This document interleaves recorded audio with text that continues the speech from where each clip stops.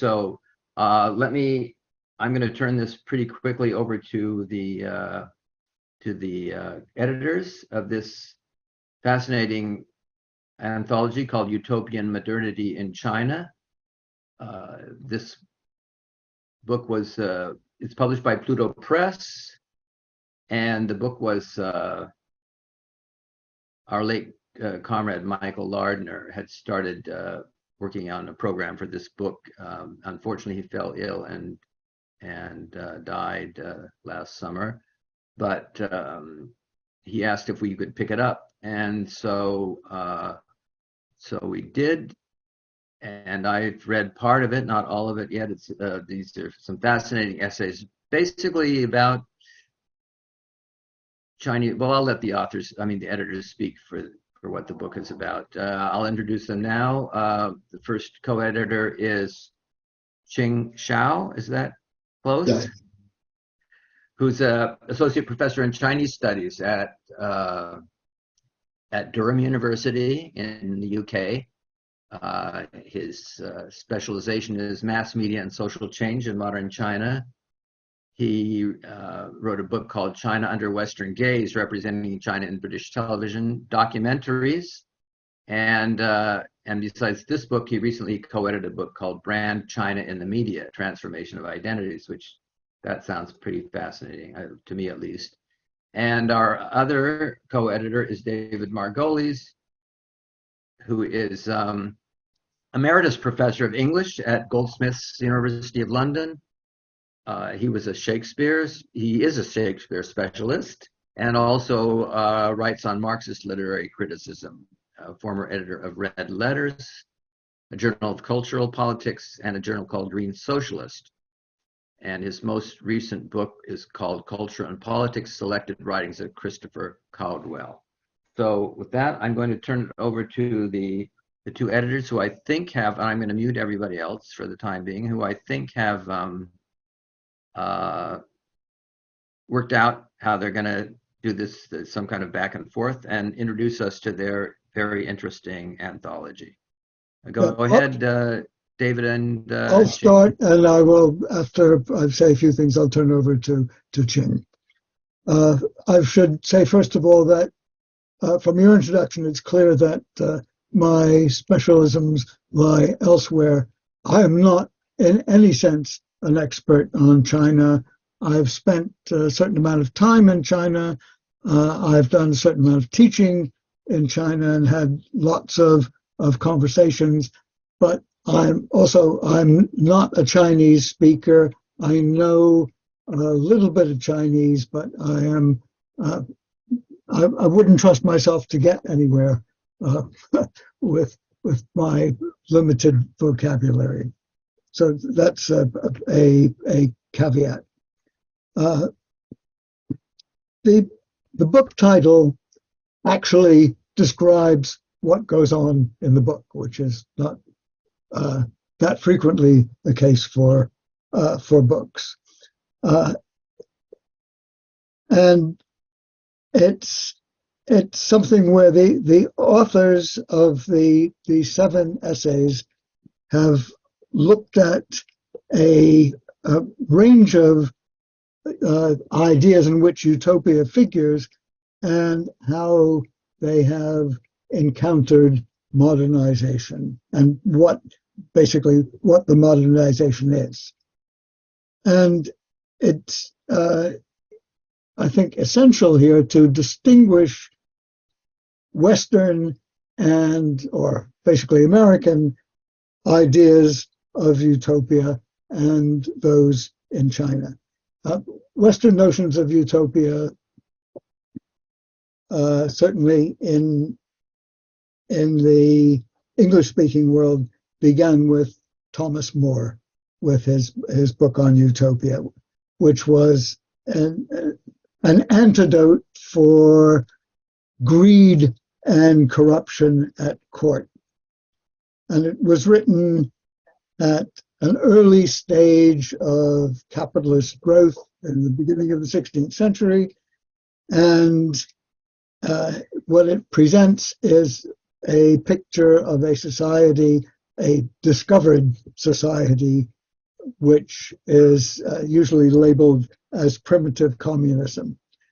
It's a society that solves the problems of material need so that everyone is fed, clothed, and housed. But I must say, it seems terribly boring, and it's very rigid. It's something that is sufficiently opposed to a lot of the aspects of monarchy that he wrote it in Latin. It was published in Latin, and readers who were not educated in Latin had to wait considerable time for an English translation. Now, the idea of utopia in China is considerably different. The fundamental principle is harmony. Now, harmony, I guess we use it mostly in terms of music, but also in social relations. It comes from Greek and it involves joining things, so that the basic conception of that is not something that is the possession or the attitude of an individual. It is something that is an aspect of social relations. Joining doesn't apply to a single individual. It's much more elaborate and much more humane, and goes back to at least Confucius, 5 centuries before Christianity. It reflects, I would say, a settled agricultural community with a need for major infrastructure work. Now, the effect of that is, by settled, I think if we contrast it with the settlement of North America, which involved moving a great deal, it's communities that existed timelessly in particular areas. They worked individual plots of land, but the land was dependent on control of water, and this involved major structural work. So they work individually or quasi-individually, but they must work together for the civil engineering projects. And so that they acquire an attitude of interdependence that is different from American notions of utopia. And this is something that runs through, I think, the whole of Chinese society, that harmony is one of the highest virtues. Conflict is something very much to be avoided. And if we look at the notions of utopia that come out of that, they are developed aspects of harmonious situations. Contrasted with the American utopian notions, the image that comes to mind for me is the image developed in the Great Depression of the Big Rock Candy Mountain.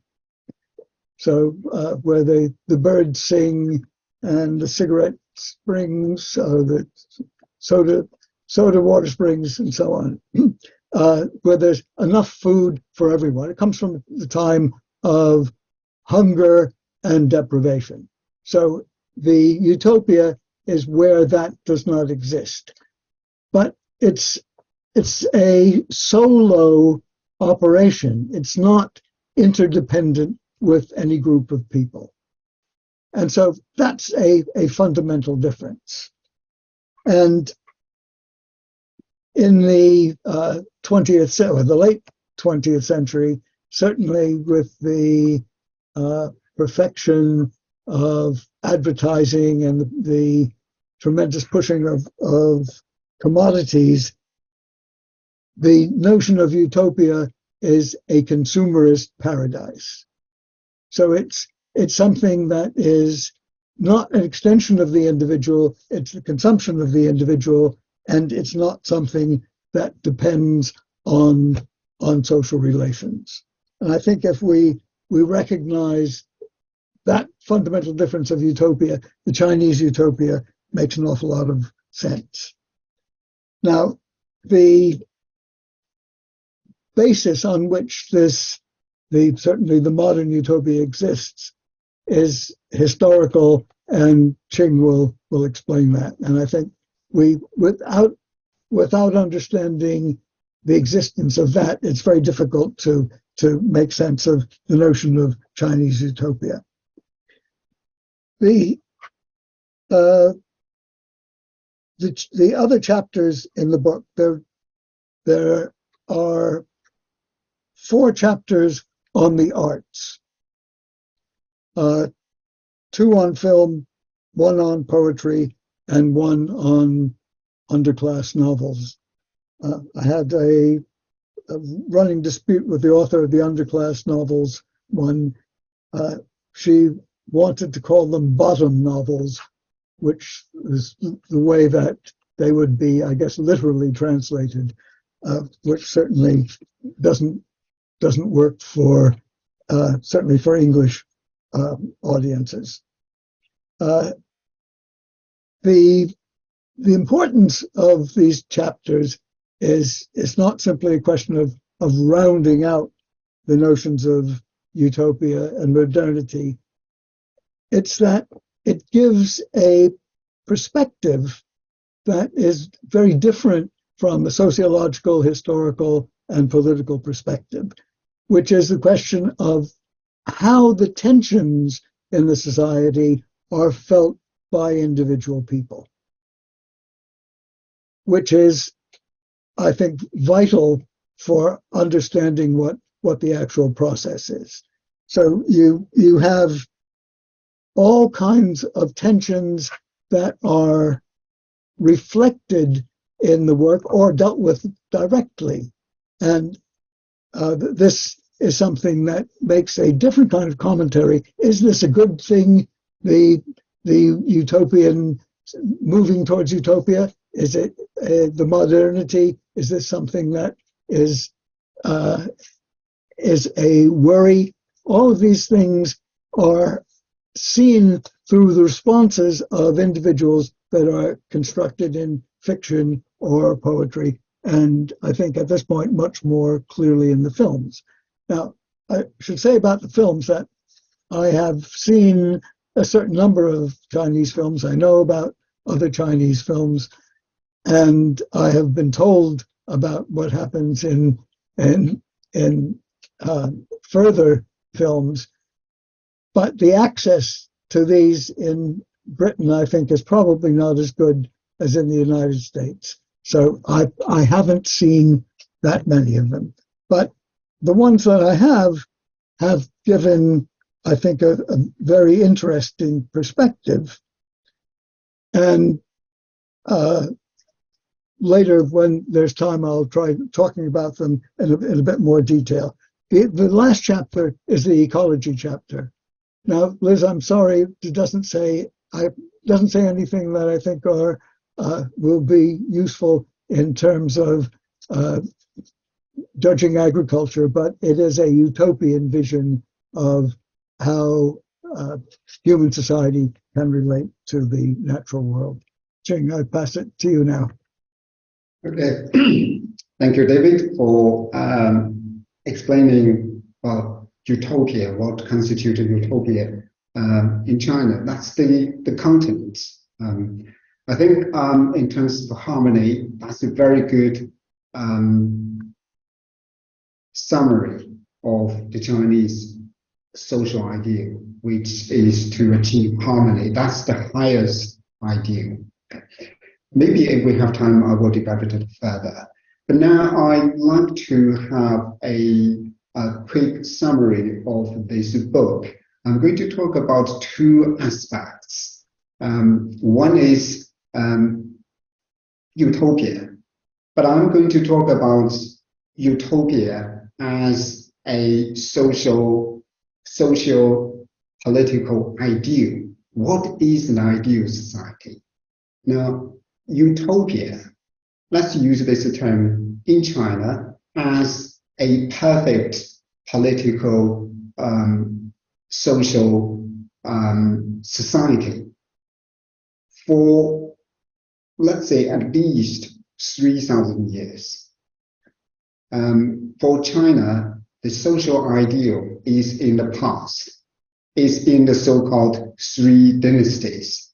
That is Xia dynasty, Shang dynasty, and Zhou dynasty. Now, these three dynasties have been used as social political ideals for about 2,000 years, starting from Confucius' time, right up to the end of the 19th century and beginning of the 20th century. And then there was a very important event. That is the defeat by Japan in the First Sino-Japanese War in 1895. This is an extremely important event because this event changed the psychology of China. The cultural psychology, in particular, the mindset of Chinese intellectuals. Why? Because China traditionally sees Japan as a cultural disciple. But now, this cultural disciple not only turned on China, but defeated China. I think this triggered a crisis. It's more a psychological crisis rather than a political or social crisis. Because ordinary people do not really care about this because you don't have the information, you don't have the modern media, for example. But for the intellectuals, this is a critical moment. And then the social ideas started to change in a matter of a few years. I think this is a very short period of time which laid down the intellectual and political foundation for modern China. That is about 15 years, starting from 1895 and finishing roughly about 1910. And this is the period of extraordinary intellectual upheaval, because all of a sudden the major intellectual elites started to be uncertain about the Sandai, the three dynasties, as real social political ideal. And they started to look west. They started to see European and American social and political structures as a new ideal. So I will call it a shift of utopia from China to the West, from the past to the future. And this is the broad background of the shift of utopia in China. So this is the first point that I'd like to make. And following on from this, the intellectuals in China, and this is what I write in the first chapter, which is the lure of utopia, the change of utopia. And the intellectuals, in particular, Liang Qichao, I think he is the most important cultural figure in changing China from a utopia in China to a utopia which is located elsewhere in Europe and in America. Okay, this is the first point about utopia. Now I'm going to talk about the idea of new people. And this is also what I write in my chapter, the first chapter. new people in Chinese is called 新民. Why Liang Qichao, as the most influential cultural leader, started to talk about new people? Because he wanted to create a new society, and he believed that in order to create a new society, you need to create a new people. He called it 新民, and later on he called it 国民. 国民translated in English is nation people. It's about how you can transform the traditional dynasty into a modern republic through creating a new people. And there's a little bit of background here, because Liang Qichao, when he wrote about new people, he was in Japan. The reason he was in Japan, because he was a key participant of the 100 Days Reform. I don't know whether you have heard about the 100 Days Reform, which occurred in 1898. He was appointed as advisor to the emperor in a very brief period of 100 days, but then it failed, and then he was wanted by Zihi the Dowager, who returned to power and wanted his head. He escaped Japan. And Liang Qichao believed that political reform is not the approach, because you can't approach changing China from traditional society into a modern republic through political reform. You have to start it with social campaign. You have to start to change people. You have to start to change people's mindsets. And this is what he was trying to do. And he was extremely successful, because his ideas spread like wildfire and inspired a new generation of revolutionaries. And those who were inspired by Liang Qichao's idea of new people, of new nation people, include Mao Zedong, we all know who Mao was. And Mao Zedong read New People, and he was so inspired that he started his own small journal in Hunan province. And he read Liang Qichao's New People book when he was 16. And then around 20, Mao started to establish a small journal, which is also called the New People Journal. Now, this New People is important because it has produced a very important concept of the Chinese nation, because he almost single-handedly spread the message that China must come together as a nation, as a nation people. So his idea of new people is in fact was taken up by not only his fellow scholars, but a new generation of young people who later on became very important revolutionary leaders, not only in terms of political revolution, but in literary revolution, in language revolution, in intellectual revolution. So what happened is that by using the idea of new people, he started the process of changing Chinese society from the traditional land-based face-to-face community into a, let's call it, imagined community of the Chinese nation. In fact, what we call Chinese nation in Chinese, 中华民族, this is the term coined by Liang Qichao himself. because this term didn't exist at all. Most people have no idea what nation is about. And when this term was invented by Liang Qichao, it was taken up very, very quickly by other intellectuals, by a new generation of people, and who started to organize people into a politically conscious societies, not a many political societies.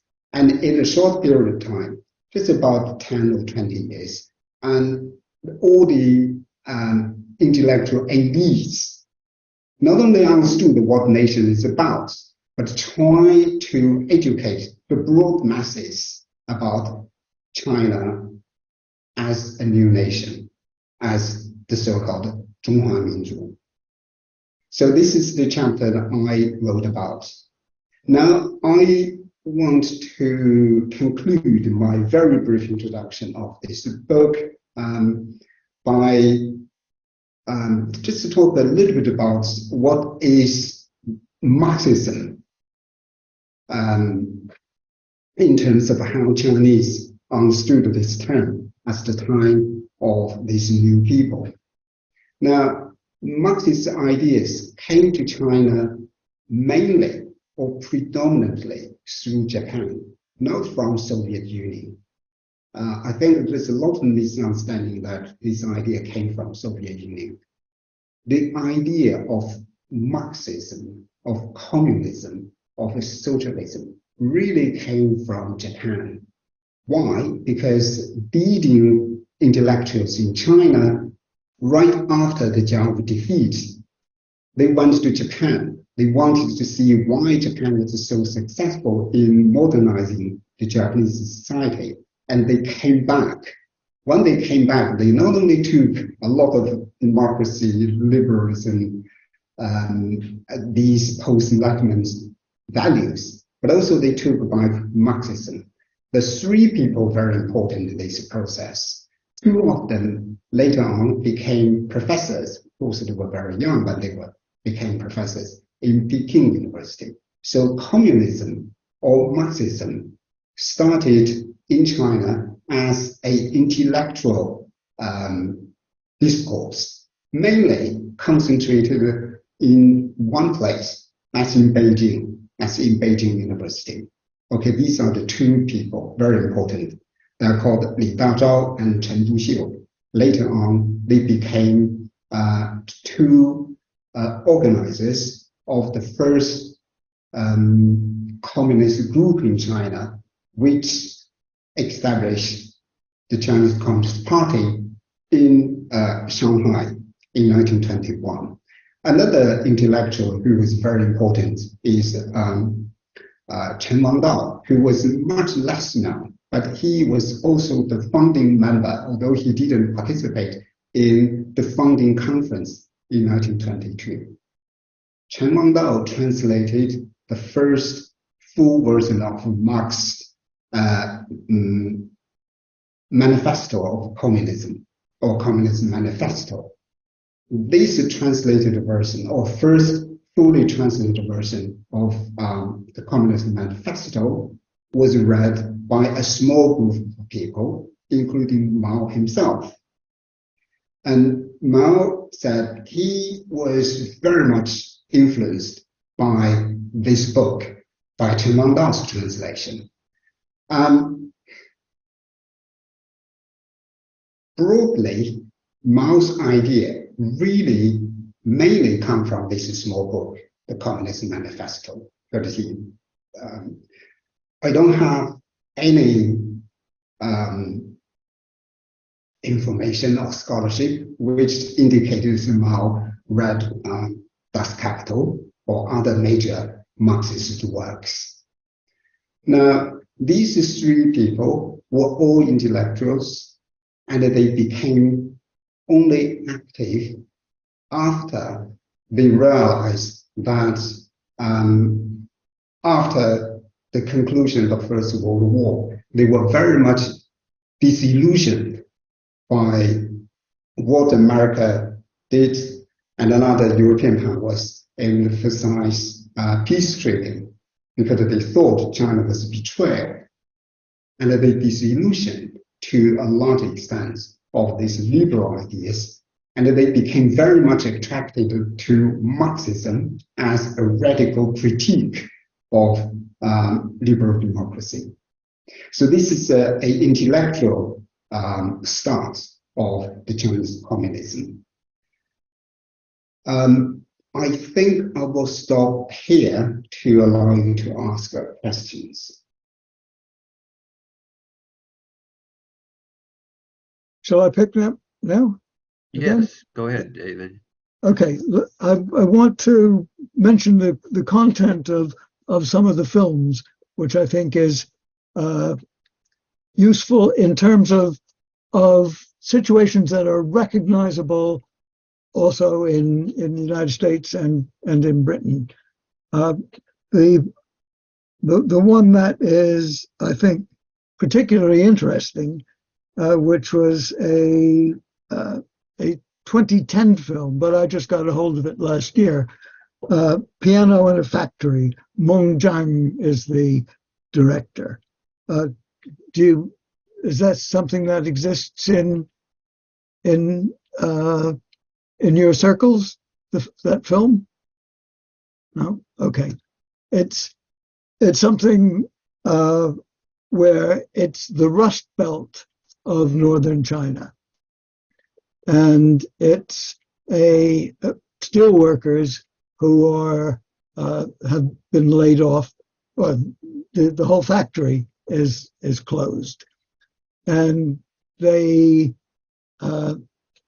make a little bit of money playing in a band at weddings and funerals. The hero is very short of money.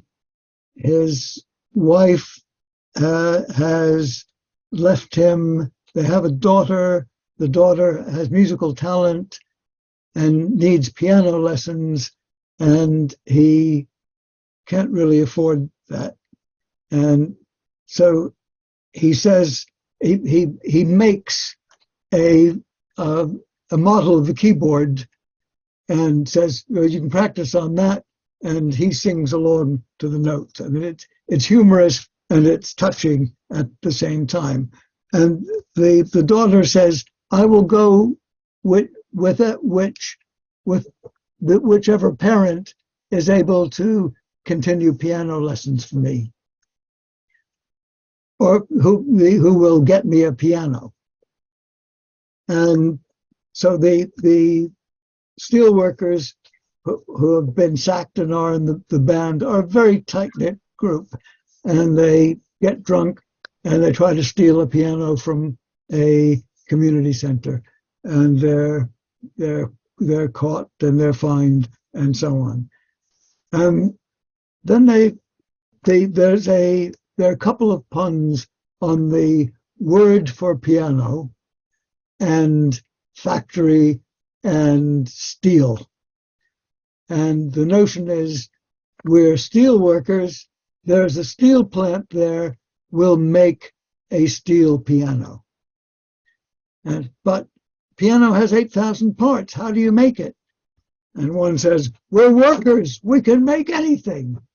It's a tremendous spirit. It's not something that is major political doctrine, it's the attitude of being able to go ahead with things. And they find an engineer who can read the Russian book in the plant's library, a plant with a library. That was a big surprise. And he translates this and tells them how to make the piano. And they're salvaging parts from different places, and they are running at the margin. And finally, they have enough to put together for the piano. One of the person who was responsible for casting makes the casting, and the police come in to arrest him for stealing what would be recycled metal window frames. And he says, I'm waiting for the casting to come out, see if this works. Can you please wait till that's out before you arrest me? And the policeman waits. I mean, they're all part of this collapsing industrial region. And eventually the piano is made. It is lowered by the cranes, and the daughter comes in and plays the piano. So it's a happy fantasy ending. The wife has a fancy car, or the man she's going off with. She's going off with someone who works for a manufacturer of pharmaceuticals, not heavy drugs, supplements and beauty aids. And so that given the camaraderie of all the workers, and given the change of class of the wife and the isolated position, it's very clear how sympathies are directed. And so we have a response of heroic workers, which is fantasy, in a landscape of tremendous industrial destruction. So it's something that is critical, but at the same time has a sense of the forces that are still there as positive. So it's a beautifully made movie. It's tremendously funny. It's cut very well. The music that they play is interesting, and it certainly relates to Rust Belt situations. Now, that I thought was very positive. The director that seems to be most popular in Britain, and it may be also true in the United States, is Jia Zhangke, who I've seen about 4 of his films, and they are so depressing. They're films about the decline of society, but they're people who are behaving badly, who are injuring each other, and there's nothing positive in these films at all. Now, he's got various techniques that appeal to cineasts and so on, but it's something where I think an awful lot of people are not put off by the negativity. I am. I mean, I don't want to watch that type of thing, even if it's a well-made film. Whereas the Piano in the Factory is not only extremely positive, but it's also a very well-made film. Now, the film that's written about in one of the chapters translates in English as Youth. It's by Peng Hui, the director, which is again a well-made film. It doesn't have humor in it, but it's got a lot of other elements. That a hero who is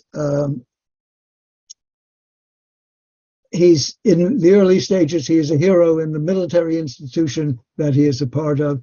He becomes he's heroic in a war I didn't know existed, the Chinese-Vietnamese War, which I think was only about nine months, territorial conflict. He loses an arm in that.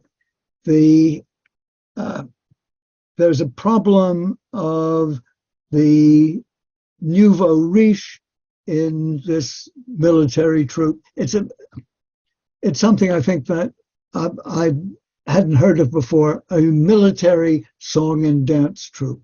These are people who are soldiers, but their job as soldiers is to entertain. And it's a mixed troupe with the dance and so on. And the dancers all seem to be from a higher social class. The heroine is someone who is not from a lower class, but she is poorer, and her father is in prison. Political, not stealing things. And she is the boys in this troupe will not dance with her, but the hero dances with her, and they have a positive relation with each other. She becomes a nurse, and in the same military encounter is terribly traumatized by being in the center of a bombardment of a field hospital. And she is behaving heroically in the field hospital in sheltering the injured, but she loses her mind. And the hero has difficulty making progress with only one arm. He has an artificial arm, but the culture in which he moves is so concerned with money that there's no place for anyone with ideals. So that it's a film that is very, very depressing, more depressing, I would say, than Jia Zhang Kei's film. But it's something where the sense of this as other parts of the culture exist at the same time, so that there are elements that can be positive. The hero and the heroine come together in the funeral rites for the person who died when the nurse was trying to save him, and the sense of they haven't lost their ideals, but the society has changed desperately around them. And I thought this is a film that is shown by a popular director as a popular film, speaks of the possibility of actual recognition of the problems and changes taking place. I mean, it's going to be much more difficult to get rid of the huge entrepreneurs in that type of situation, but you've got an awful lot of people who are in a position to recognize that this is the wrong route that society is taking, and they have to do something else. So I think it is a good thing that this is a film that has been shown. The novels, the underclass literature, I couldn't read any of those, and I don't know that any of them are translated. But some of the stories one of the stories is related particularly in the book. The range is people who are impoverished in their rural communities, who go to the industrial areas to make enough money to gain a better position, go back home and gain a better position. And they find that they are, because of that legal structure changing, the registration of the city, they're registered in the country, so they are not, aren't given access to the services of the city. If they have children, they can't send them to school. They can't get medical attention, and they can't get housing and various things like that. And so that these people who go there to not make their fortune, but to make something, are in a terrible position. And she relates in the in describing the book, she relates the stories of people who start on something. They work like three jobs. They're dangerous jobs, or they're unsanitary jobs, or they're jobs that nobody else will do. They are often robbed of their wages by the petty employer who takes them on. And so the life is terribly difficult. Some of them try to get back home. Some of them don't survive to get back home. But the sense of going back home is that home is theirs, but they have been defeated by the modern society. Going home without any money is rather difficult anyway, so that they show heroic qualities in achieving that. But there is a disastrous situation that they face. Now, I'm told that the hukou, the registration of your residence, that is in the process of being changed. So that's one thing that's taken care of. And there are supposed to be considerable improvements in this. I don't know how much is happening. We have yet to see. Something else that I want to say about the arts pieces, except for the one on poetry, they all had to be translated. I mean, the people who were writing them said, I've got enough English to do it, but the book never would have come out if we waited for them to finish it in English.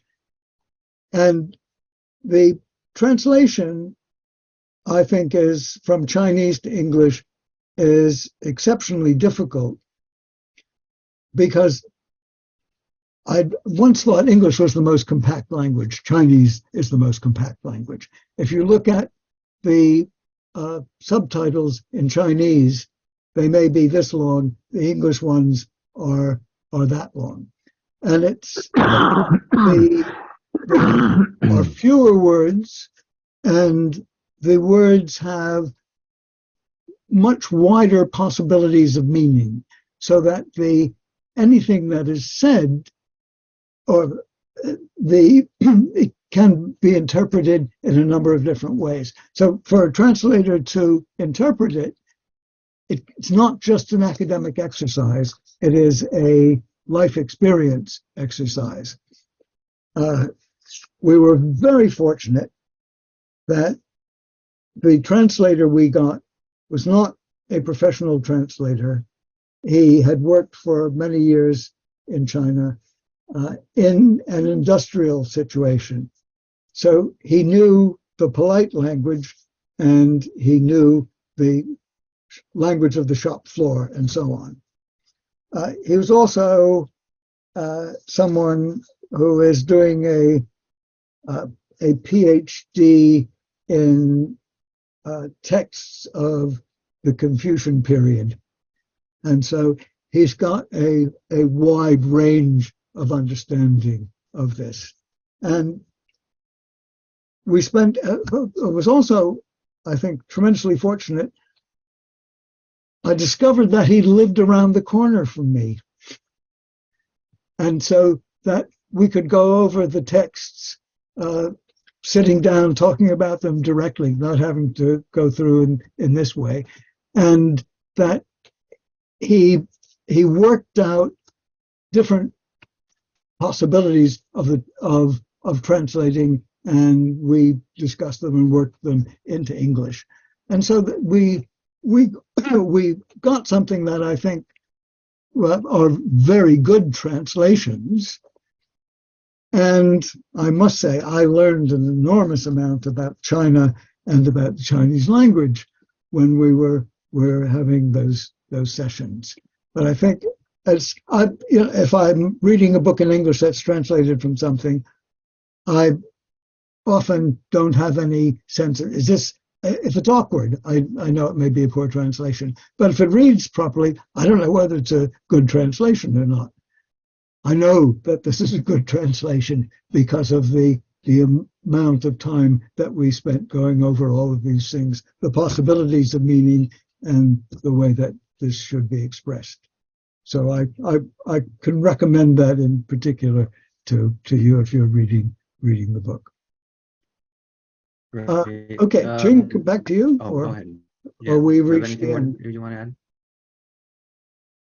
I'm finished now. I've said Qing? what I want. Right. What I'm going to do is to talk very briefly about the chapter 2 and chapter 7. If you haven't read the book, I'll just introduce what these two chapters are about. Okay. Now, chapter 2, I have this book with me. It's called Utopian Future in Chinese Poetry, 编织林 in Republican China. So this chapter is really talking about the psychological conflicts of a reasonably famous poet active in the 1930s and the 40s. Now, the background to this is very important. This is the post-May 4th movement period. If you haven't heard about this term, May 4th movement, this was the intellectual as well as the political movements in the late 1910s. Basically, the young intellectuals involved in this movement wanted to educate the broad masses to say that we need to learn from the West. The slogan is to introduce Mr. Democracy and Mr. Science to China. Okay. So this is interpreted now in the current academic literature predominantly as a period of romanticization of the West.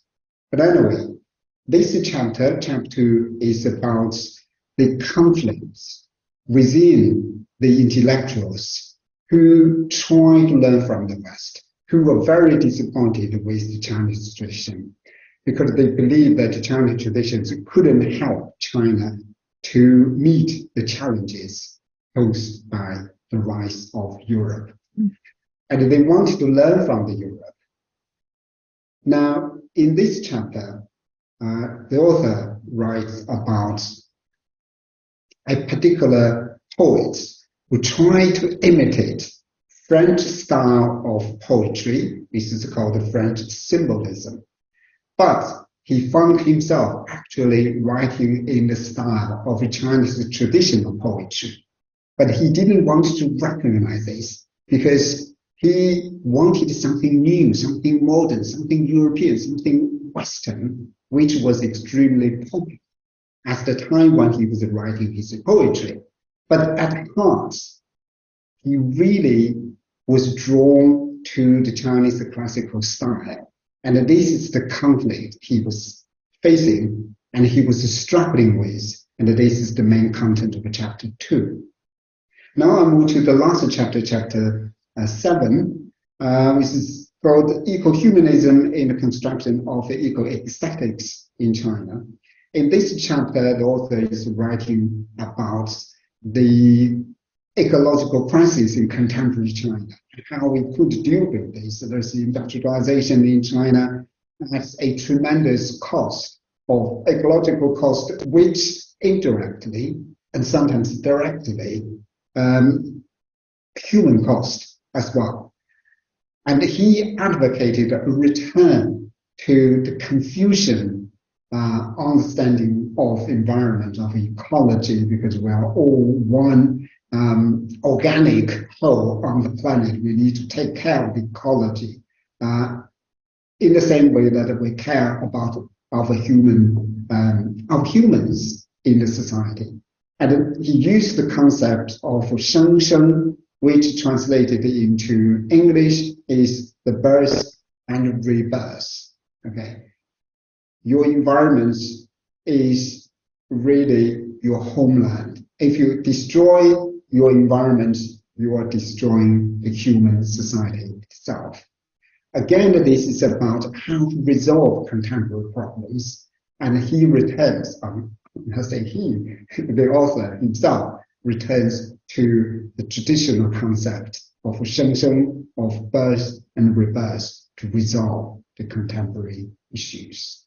And this is the so-called, we call it contradictions, because what they do is they always draw back to the Chinese traditions, consciously or not consciously. In the case of the chapter 2, the poet tried to deny that he is writing in the Chinese classical style. He tried to force himself to believe that he's writing in the French symbolist style. Okay, I will stop here. Okay. So anyone who wants to make a comment or ask questions, you need to write stack in the chat, the meeting chat, but you can, if you not sure where that is, you can open it up. There's a menu at the bottom of the screen of the Zoom screen, so you can open up the just click on chat and it will open up, and then you can just write stack, and then I'll call on you. And the first person is Alana Lee. Hi, thank you very much, both speakers, and for editing this anthology. And I guess maybe I may be cheating a little bit because I don't have a copy of the book, and perhaps I should get a copy of the book. But I was particularly interested in, I just was checking the table of contents, and I guess it's chapter 6, which is the underclass, the question about the underclass novels. And I know you spoke a little bit about that, but I couldn't help thinking that there is this sort of global literary tradition now of noir novels. And I thought, do these novels, and I'm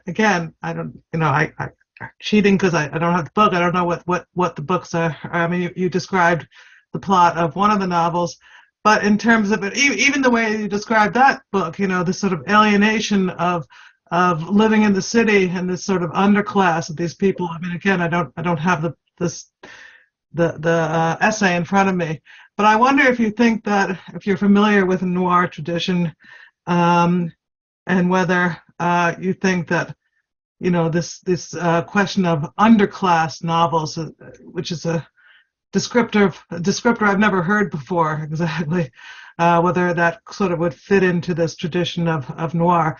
And I'm not talking about like crime noir necessarily, but this sense of people in the underclass, which is, because I think there is sort of Marxist literary analysis by some scholars about noir and its position in this tradition.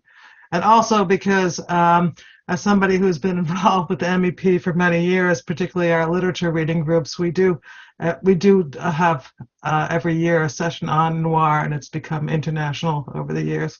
So I'm thinking maybe we should be looking at these Chinese novels if they're in translation for our group. They are.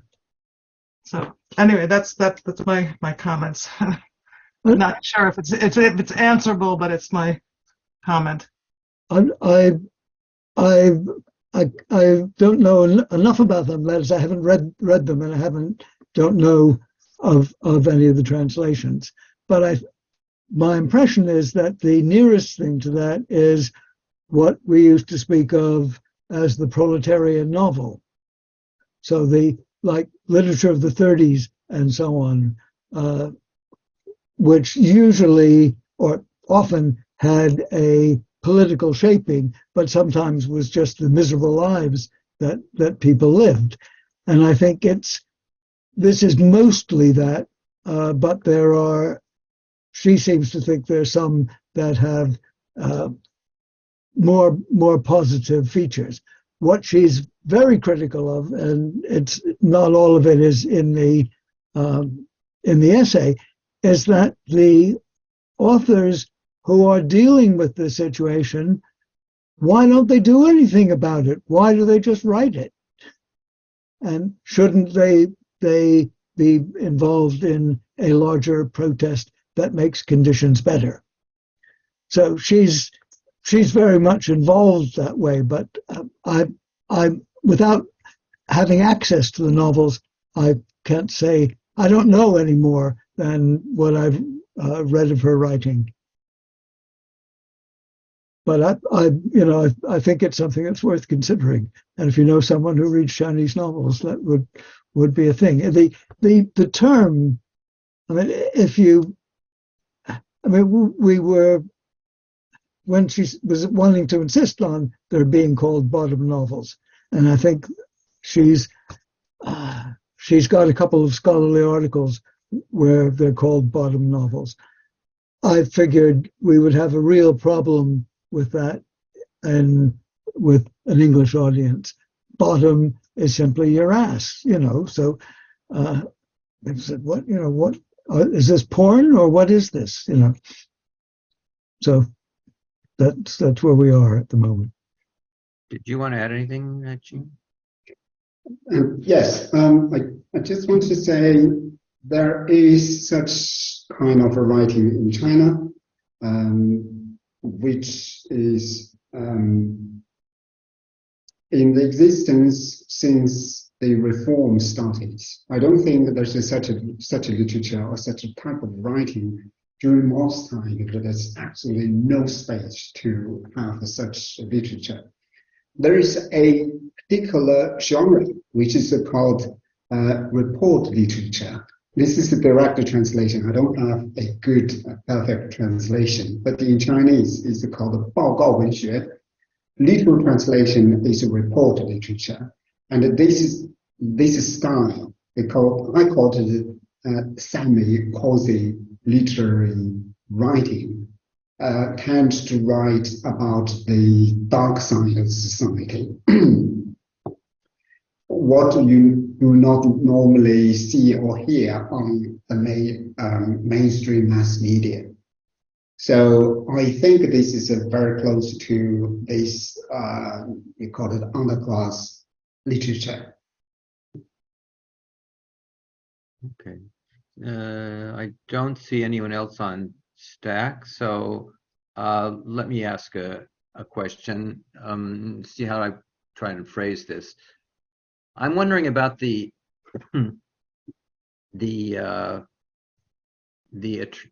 attraction of Marxism in China, going back to the May 4th movement in 1919, but also even in the present day, in terms of if the notion of the ideal society in China is one of harmony, but as I would understand, that's probably some kind of a traditional, like actually, medieval Western society, the same idea. Social harmony is this natural hierarchy of with the lord on the top and the intermediaries and all the way down to the slaves or whatever, and that's those people knowing their place and performing their duties is what makes for a utopian society. If everyone performed their duties perfectly, that would be utopia.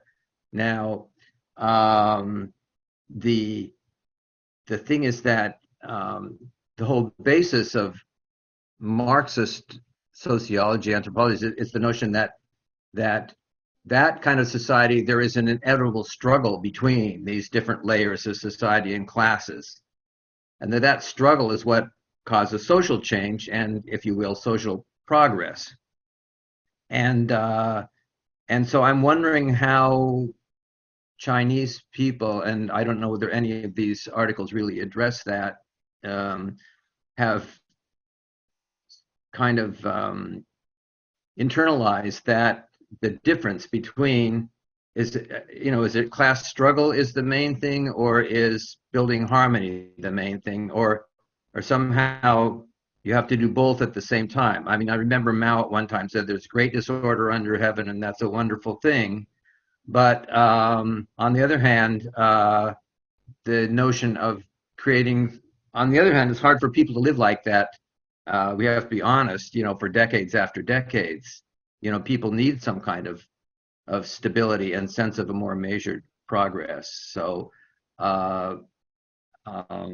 now people talk about the Xi Jinping administration is returning to Maoism. I'm not sure that's true, but I think that because it seems to me that building socialism with Chinese characteristics seems to be a more of a, again, search for harmony. But now, in that case, has the Communist Party become just the top of the hierarchy, or is there actually, I mean, and then what is the role of the working classes in the new China?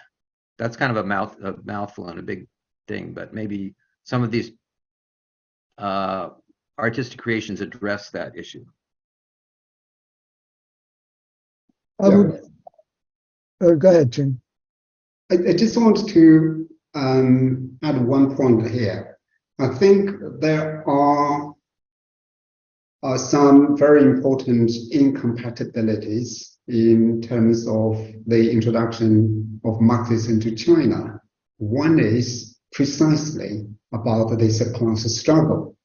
You don't see class struggle anywhere in post-reform Chinese political discourse. It's gone completely because class struggle was a failure, in particular during the Cultural Revolution. That's the class struggle to the extreme.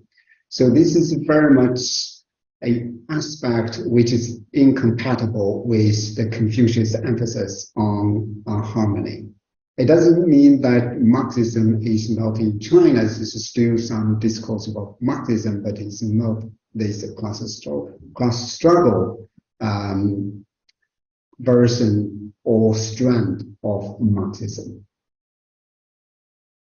I think the Marxism is something that is used at a number of different levels. I think there is high-grade Marxism and low-grade Marxism. A friend of mine from one of two of my visits said she has to teach Marxism. She just started teaching in the university. I have to teach Marxism, she said. The class is 100. Many of them are not interested. Many of them stop coming. Many of them do their knitting or do various other things while they're in the class. I know exactly the same type of thing happened in Poland, and exactly the same thing happened in East Germany. That is, when Marxism becomes an official doctrine, it becomes simply something that people pass the time with. Now, there are serious Marxist scholars as well, but it's not something. It may be equivalent to saying Christian prayers and something like that. It's not something that, for the way that it is used in education, it's not useful. It's something that perhaps is it's keeping people out of trouble. It's giving them a kind of terminology if they want to use it. But it's not, except for a very few of them who are actually interested, it's not something that is actually contributing to progress. And I think we have to recognize that Marxism doesn't work as something that is enforced as a doctrine. But let me just say one other thing, that the reliance on Marx has, or on Marxist theory, has been possible for a number of terrible excuses, particularly in regard to pollution. We can't worry about that now. We've got to make a wealthy economy first. Marx says that first you have to have capitalism and then you can have socialism. Now, that's nonsense. It's not nonsense historically for Marx, but it's nonsense as a mode of practice.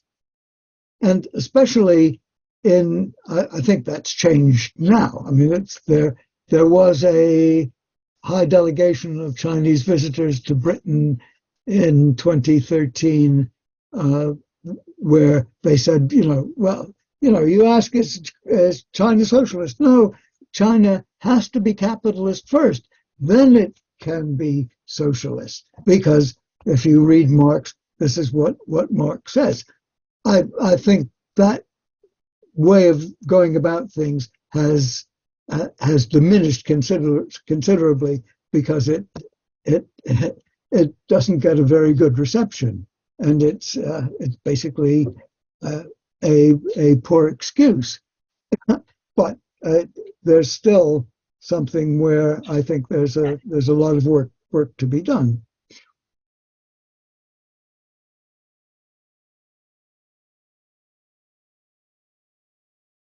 You're muted. Qing, did you want to comment on that also?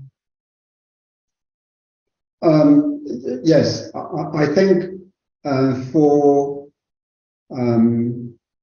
Marxism broadly in China, it has gone to a new phase. I think the new phase has a very distinctive feature of retaining the so-called anti-capitalist type of discourse, which means in China that the government will never allow capital, in particular private capital, to take a commanding position in the Chinese economy. I think that this is a particular type of Marxism or Marxist influence in China, which is highly visible in China. But otherwise, I think Marxism has very much changed in character in the post-reform China. I think if you look at what China is doing in terms of its blueprint into the future in social economic management, it's very much coming back to Confucianism. So there is a talk about Confucian socialism rather than Marxist socialism. And this explains to some extent about the removal of class struggle elements from the Chinese brand of Marxism.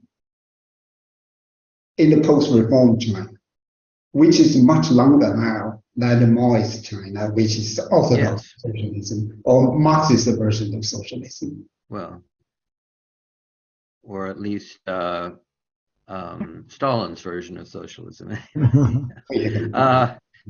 Elizabeth Henderson, you are on next, and then Victor Ochoa. Perhaps you could elaborate some more on the relationship between Confucianism, Marxism, and ecology in the final section of the book. Yes. I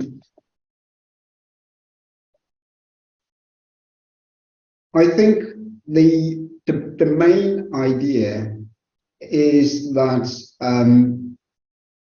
what the author argues is that modernity has its innate problems, which doesn't look after the environment very well because it's very much an industrialist mentality, which China took on, which has destroyed the Chinese environment very rapidly in the post-reform industrialization process.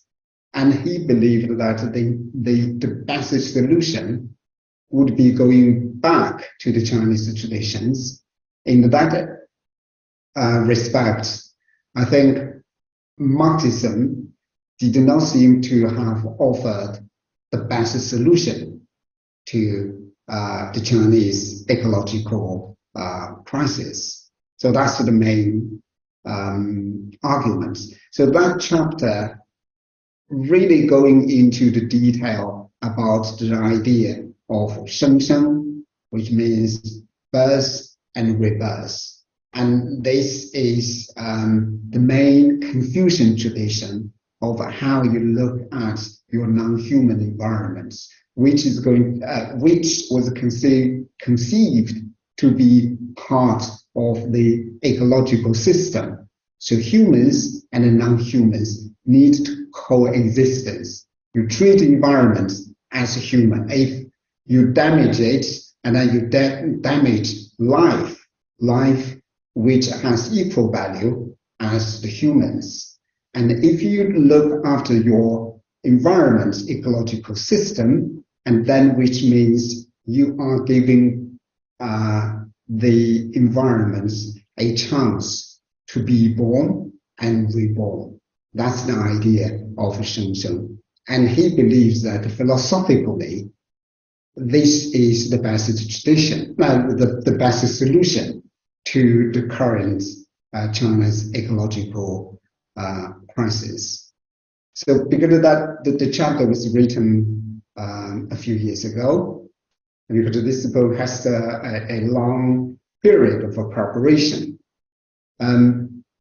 But currently, I think China took a very proactive approach to this ecological, I call it a crisis, and started to some extent, address the environmental issues much more effectively compared to, for example, 5 years ago or 10 years ago, which was really a very, very bad situation. He's particularly concerned about following from, I'm trying to find the guy's name, an American writer on a ecological existence, small communities, and so on. This is something that he finds very attractive, and thinks this is a way out. It's something. There's a mixture of poetic vision of the environment and a recognition of actual hard things that have to be done. I think in terms of what he writes, I don't feel it offers a practical guide. It offers an approach of more respect for the way things are in nature. And he's got lots of examples that are removing something from an animal from its habitat. You can't then examine the animal in a reasonable way. The animal relates to its habitat. So seeing nature not just as a collection of living things, but as a collection of systems, he wants that type of recognition. He's written a great deal, and he's written a fair bit in English. He wanted to write this in English, but there wasn't time, so we persuaded him to let the translator translate his Chinese, which was difficult. The rebirth and rebirth concept is not something that lends itself to immediate understanding.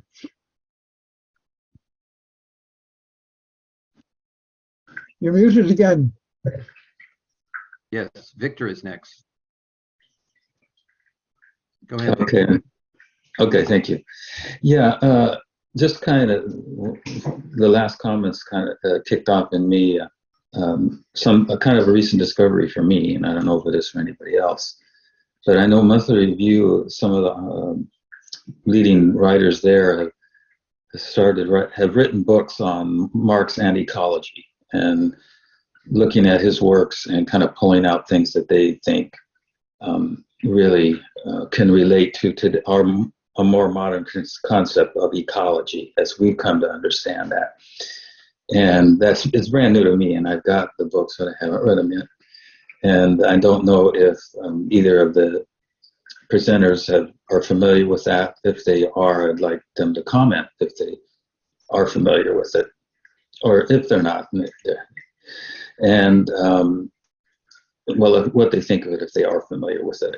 That's what I'm Could you give asking on one that. title or could you give one title or author just for an example? Geez, I wish I had a better memory, but I have the books. I wish, but I can't remember. But they are specifically looking at Marx's works, sifting through it, and these are people that have read a lot of his works, pulling out what they think is his ecology, and they think that there's a very strong current within Marxist thought, but you have to look for it, because obviously his emphasis was, critiquing capitalism and all that. Anyways, it's monthly review, and I think if you look at their website, you can probably find it if you haven't. Like I said, I regret that I bought the books, I haven't read them. So, anyways, just curious if there's any if there's familiarity at all with that. Like I said, it's new to me. And then secondly, I was really interested in the comments of Mr. Chow or Cow. I hope I'm saying it right. About the incompatibilities, and when I think of Marxism, I think of a lot of, it's like A to Z. There's a lot of things to think of, and as I said before, capital, critique of capitalism, that can be central, and is central rather. And so, how does that relate? Because obviously, China had very little industrialization. It was primarily a peasant society, if I'm understanding. So is that kind of the source of the incompatibility along with the Chinese philosophical traditions? So that's one question. And also in terms of narrowing down Marxism, which is a really broad, what about the philosophy of Marx, the dialectical materialism? That's, to me, is something very different. It's part of Marxism, but it's in a philosophical arena. And do you see sort of an incompatibility there as well with traditions of China that create, these incompatibilities? Okay, well, we got three questions. So okay, yeah, I'm sorry. So I don't know whether either of you are familiar with he's talking about people published by Monthly Review. Fred helpfully put in the chat, probably talking about John Bellamy Foster or Kohei Saito, if either of you were familiar with their writings.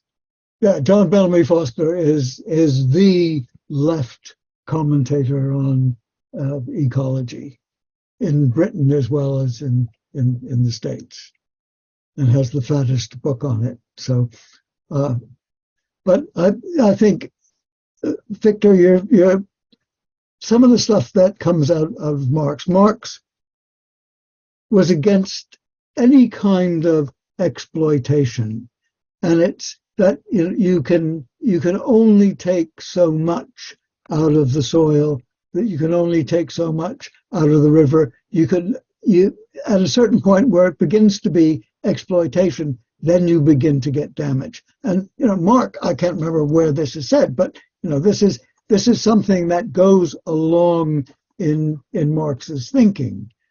And so it's something where the dialectics is not a mysterious process. I mean, it can be made mysterious, but it's seeing things in their interaction.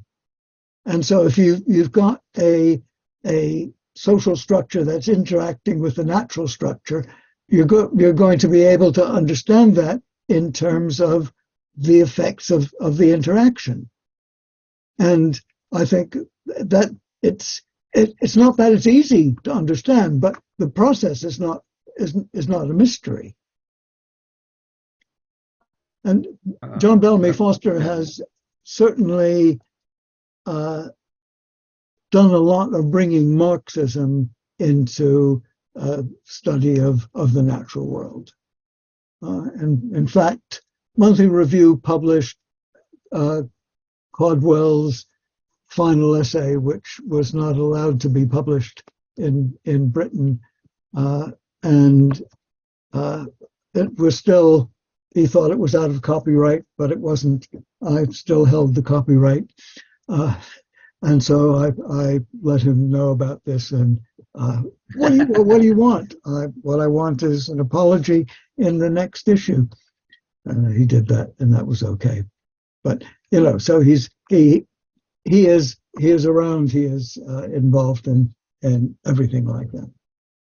I didn't answer your central question. I think Qing has to do that. The first question, I don't know whether I understand you correctly. So you're talking about, let's say, capitalism, industrialization, and its relation to traditional Chinese society as a farming society or peasantry. I think China took on very much the idea of industrialization as central to modernity in China. So the Marxist idea of dialectic materialism is very important, at least to the Communist Party of China, because it believes that society is, let's say, history is progressive and moving from lower state of motor production to the higher state, and therefore capitalism, in fact, is an advanced stage of society compared to the previous feudal state of society. And therefore, industrialization, accumulation of capital is important, but the capital needs to be controlled collectively rather than privately, and therefore, in that sense, it is progressive. So this materialism, as a way, philosophical perspective of looking at how society can be moved to a more advanced state from lower states, is very much part of the logic of the Communist Party. I think it's still very important concept popular in China, this dialectical materialism. Of course, there's more critique now in China about this, but the mainstream idea, which again is very influential, is that it is right for China to develop industrialization, and it's a more advanced stage to the peasantry society, to the farming society, and therefore this way of developing state-controlled, I don't think it's the capitalism, state-controlled accumulation of capital for the benefits of the whole society. In the current term, under Xi Jinping, is called common prosperity, is very much prevalent, not only in the official discourse, but also in the intellectual discourse as well. So I don't know whether I have answered your question. Okay. I have a question. Bill Stroud put a question in chat because he's apparently he has a cold. But his question is there a concept of freedom? I guess he means as opposed to harmony. Is there a notion of freedom in Chinese culture, Chinese literature, as opposed to the question of harmony? And he says this specifically as this relates to the idea of a utopia. So probably, I mean, either one of you can take that, but maybe Qing would be the first person to. Yes, I think this is a very important question.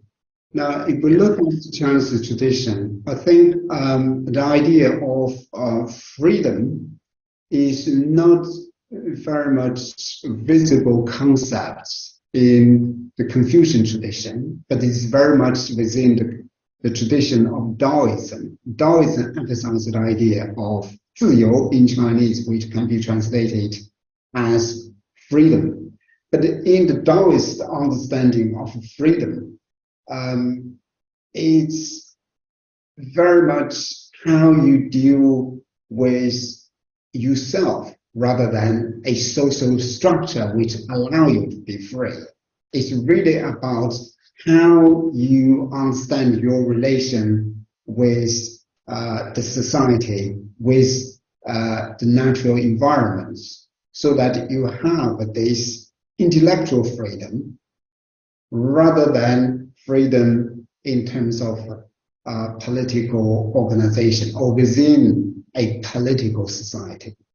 So I think that the idea of freedom in terms of political freedom, we call it liberty, is not at least not the main part of Chinese tradition, including Confucianism and Taoism.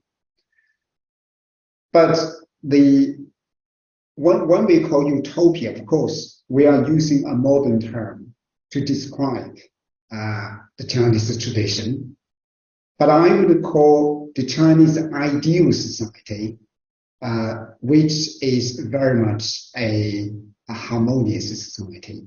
The social idea, the social ideal focus really on the welfare of every single member of the society, in particular the weak, the sick, the aged, and the young. Let's say the marginalized members of society are really need to be looked after.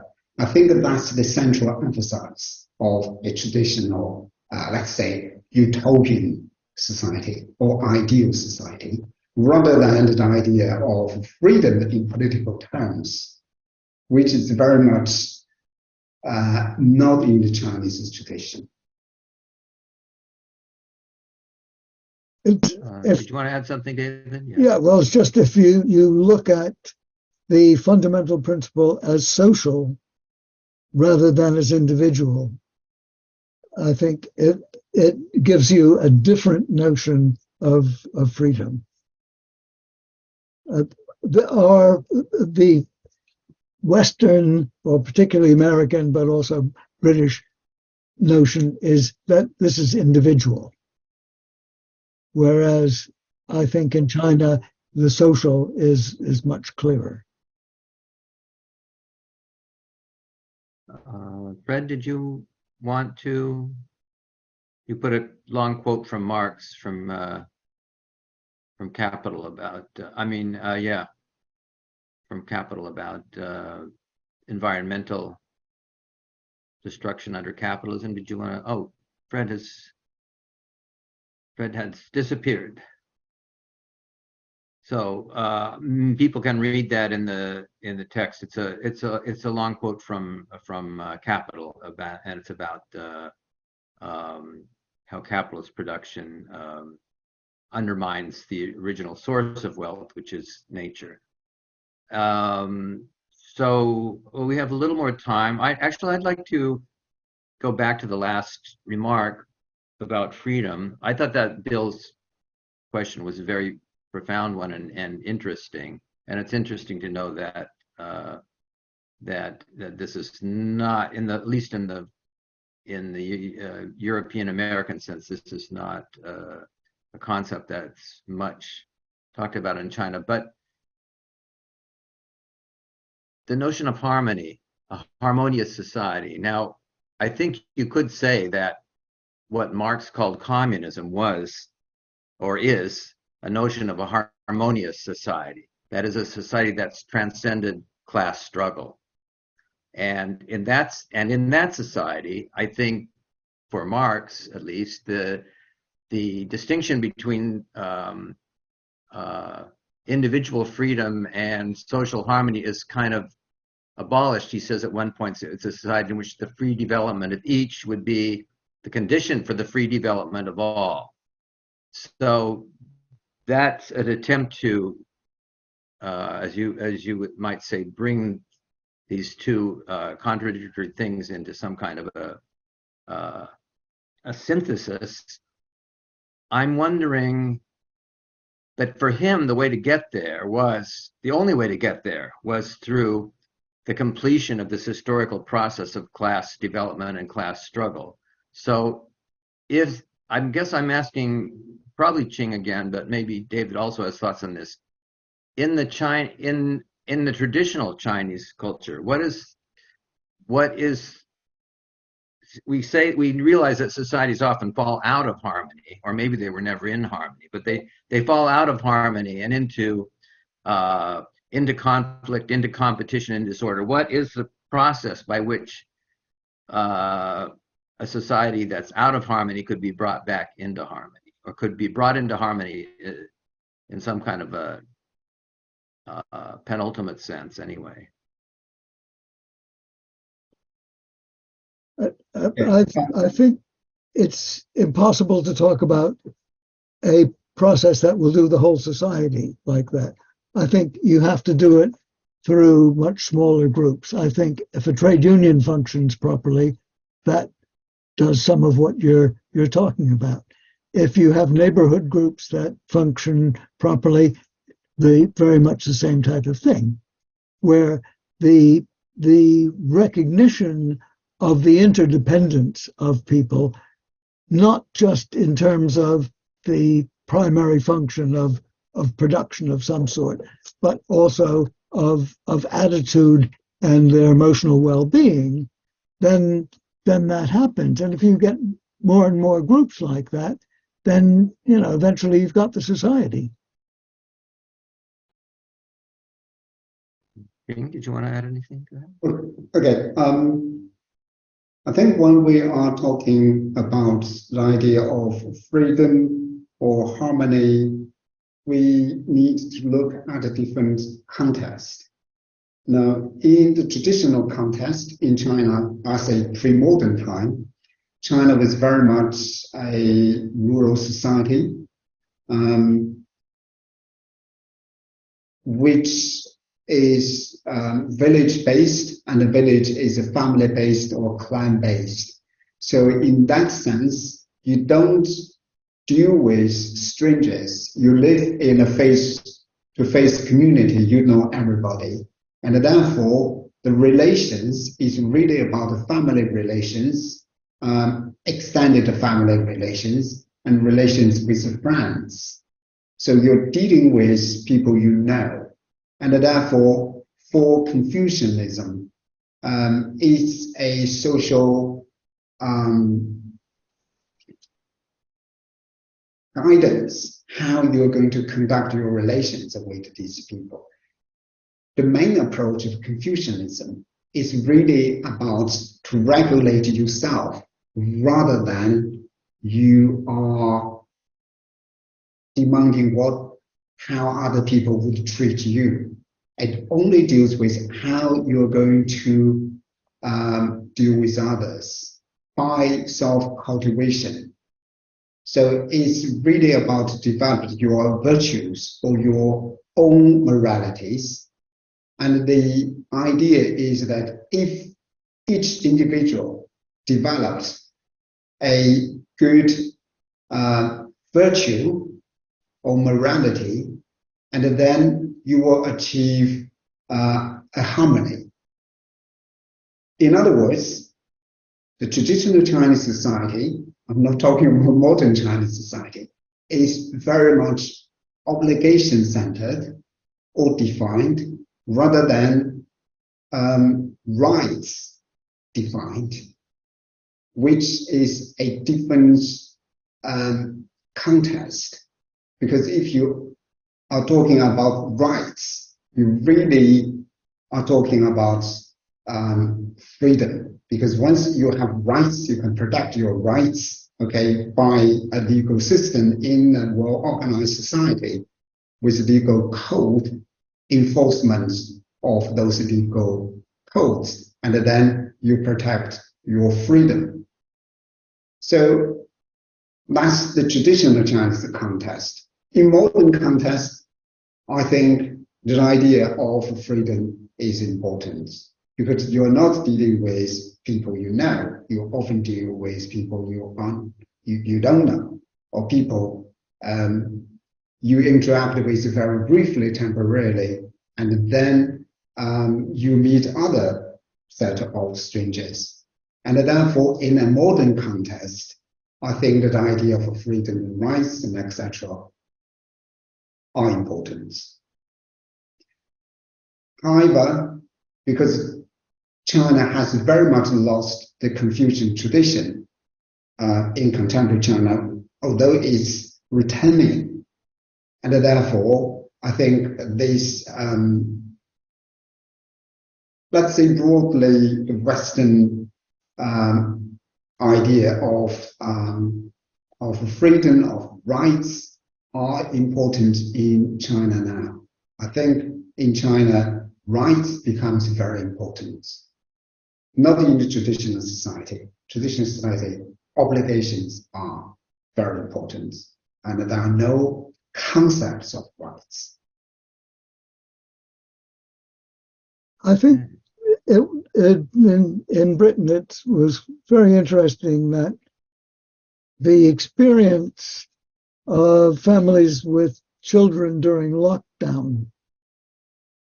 At the end of lockdown, the children, in academic terms certainly, were behind, but also socially very much behind. You know, they hadn't had enough situations in which their behavior was meaningful. They were just at home and just with the family group. I think that education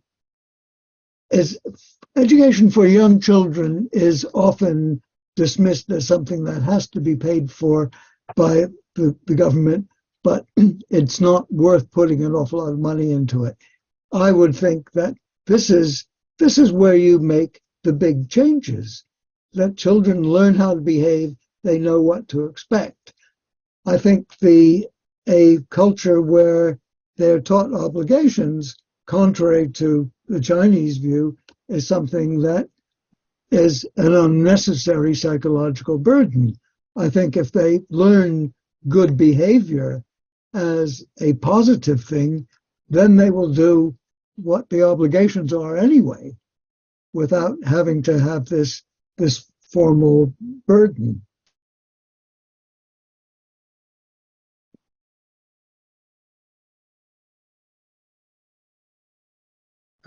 Steve B is asking, is Confucianism the only traditional Chinese cultural influence still important today? No, and Taoism is also important, as well as Buddhism. So the three main traditions in China, in traditional Chinese society, Confucianism is more important than Taoism and Buddhism. But now it's very difficult to say, because Buddhism is again coming back in a very strong way, as well as Taoist ideas in society. Okay, well, thank you guys very much for your presentation. I hope you've inspired some other people to get this this book. Let me give you the picture. Yeah. Yes, it's on the website too, and okay, I'm wondering if there's a way we could get there must be a way to get some of those movies at least, I'm probably not with subtitles and be able to stream them. I mean, they must be streamed in China, so there must be a way to stream them, but I don't know whether the producers or the studios or somebody would be interested in making English subtitles. It'd be interesting to do a little screening series of some of these movies. I've found that there's some that I've seen without subtitles. If I'm seeing them with someone who knows what's going on, I can be led into the movie. But if I don't have subtitles, often I don't know what's going on. And no, subtitles would be necessary. But it might be worth exploring. Steve, that's a task for you, maybe. Yeah, okay. I mean, there are an awful lot of, if you look on the web, you've got an awful lot of distributors that might be able to be helpful in that. Okay. Well, thanks so much for taking the time to come and talk to our little group here. Well, and It I hope was it was worthwhile for you all. Pleasure. it was a pleasure. So thank you for having us. It's not very often that you do something like we did the book and you get to talk to anybody about it.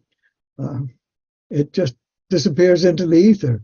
If you're lucky, some of the ether comes back into your bank account, but otherwise, it's not usually something that gets called up for discussion. So I'm grateful for this, and I think Qing probably is as Yeah, well. sure. Yes, thank you very much, David, for organizing Okay. this session. So we have this opportunity to talk about the book. And thank you very much for participating in this session. Okay, bye-bye. Stay in touch. Bye-bye. So, bye now. Good night.